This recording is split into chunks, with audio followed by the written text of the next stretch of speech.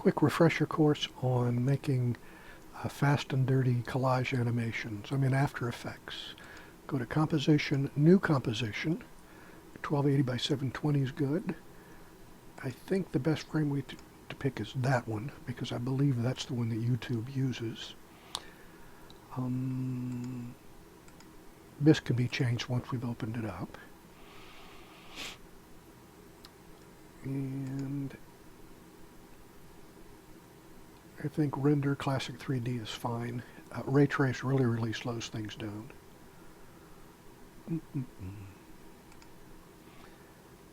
Okay, we've got it. Click here to bring in a Photoshop file. It's better to pre-build it.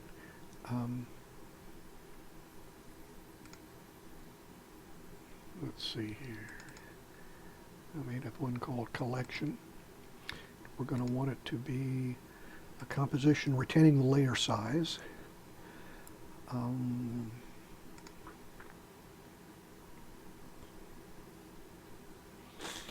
And if I do this one, when I go to 3D, it doesn't act the way 3D objects should act. So this is the better one to go. It just means that I'm not going to be able to edit my Photoshop styles here in After Effects. Although theoretically I could go back to Photoshop and edit them. So we want to do that. Retain layer size is okay.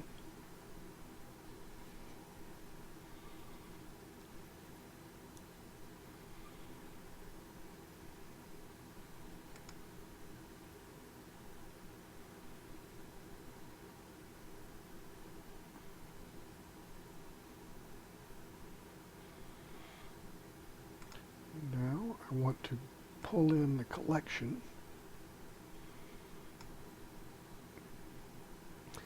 And I can do one of two things. I can either click this and go into this pre-comp, or I can select all of these and go back out to the original comp and paste them out here. It's a matter of personal preference, but I'll go ahead and go in here.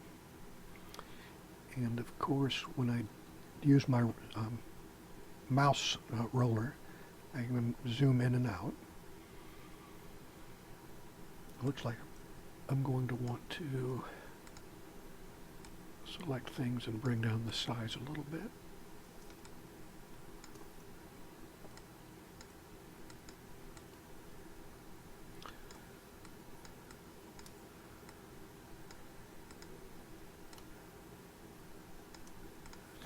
Looks like I've got a layer here that's not any use, so I just select that layer.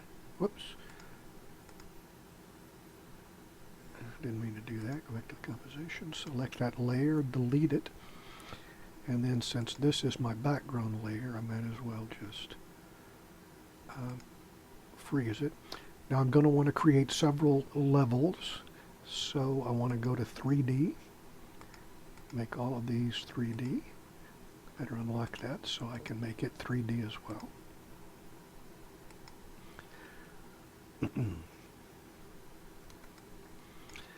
Now then, I can go to two views to start with. Looks like this is my top view and this is my active camera. I'll select this little guy, come in close, and I believe that's my Z-axis. So I'll pull that a little forward. And I'm not sure what I'm looking at there. That appears to be the hand. So I'll pull it a little forward. And I think I just selected the planet. So I'll pull it a little forward. And I'm going to change this to a 3/4 view. Bum, bum. First of all, I'll look at it in some... Oops, I didn't mean to go to 3 views. Stay in 2 views and change this one to custom view. There it is.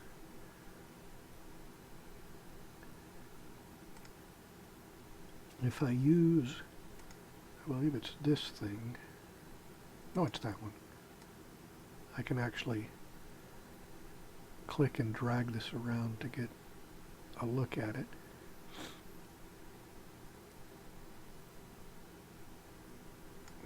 Come a little closer, and it looks like I could pull this a little bit further out.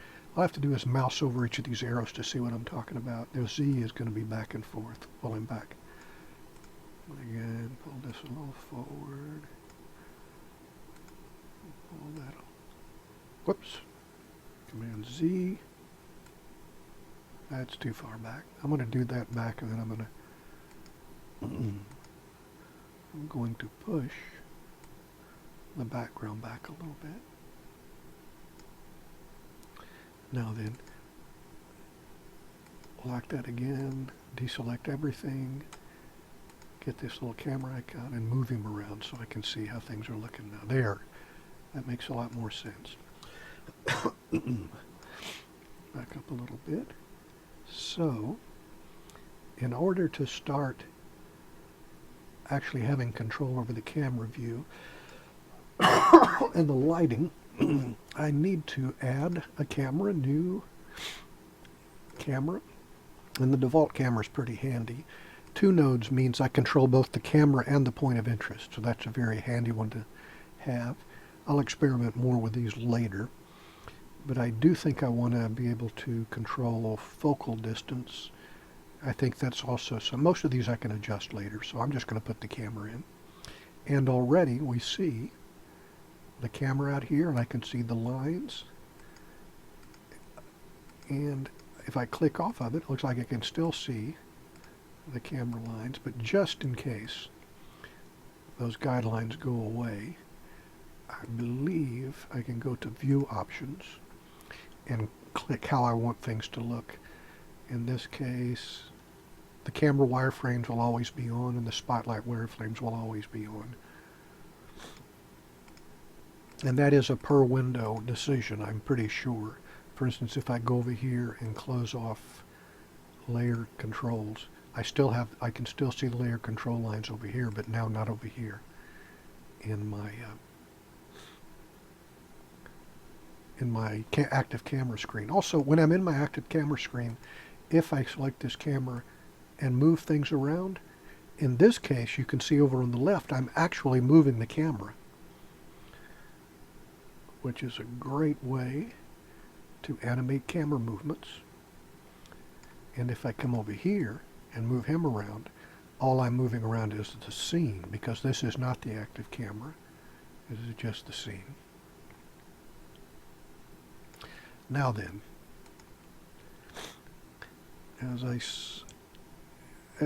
that's the basic setup right there. Of course, when I'm down here among the various layers, I believe U opens and closes any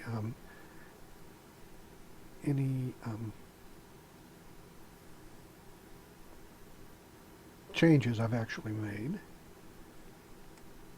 And I don't believe I actually have any changes at the moment, so U closes it as well.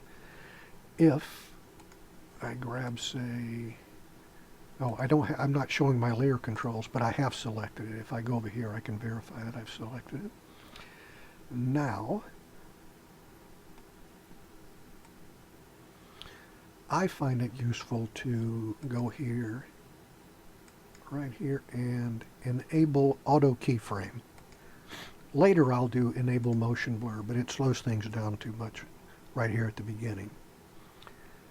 Enable auto frame, that way when I make a change, it'll happen automatically and I don't have to scroll down and find what it is that I've changed.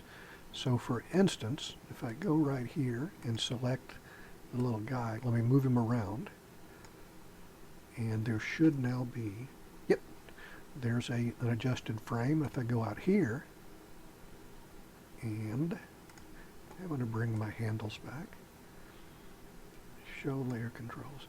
Now, if I go out here and move him along, I don't want that.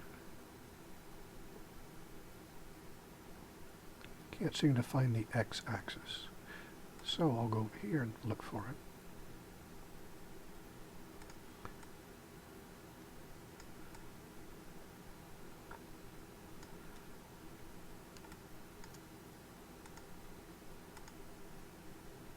There it is. Well, that's the wrong guy though. Move him. So I'll move him there. And now you can see I have an automatic keyframe there. And if I move between the two, now I've animated his position. Key command again for position, P for, what other options are there? Oh, I think there's transparency, or opacity, that's T. Scale would be S. That's for clicking, for opening up any of these layers to see changes that have been made. And of course there's all sorts of possible changes. And again, if I go back to the camera, there's certain things I can do to it, but I believe if I go to layer, I can go to camera settings. And as I said before, I can reset all of these. And once I get lights, if I go to layer, then I'll get a switch for light settings. But there's no light in there right now.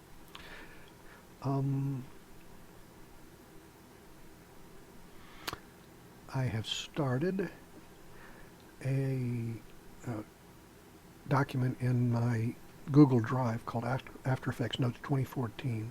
This has all the old notes I took with links to specific functionality that I've learned and a lot of the keypad commands and controls.